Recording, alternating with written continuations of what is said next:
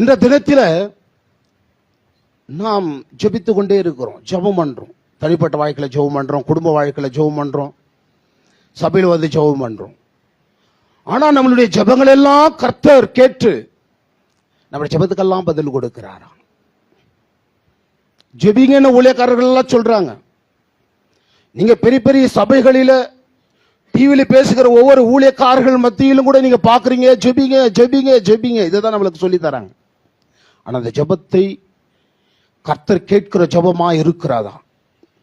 நாம் ஜெபிப்பது கர்த்தருக்கு பிரியமா இருக்கிறதா? நாம் கரெக்டாதான் சரியாதான் நாம் ஜெபித்து கொண்டிருக்கிறோமா?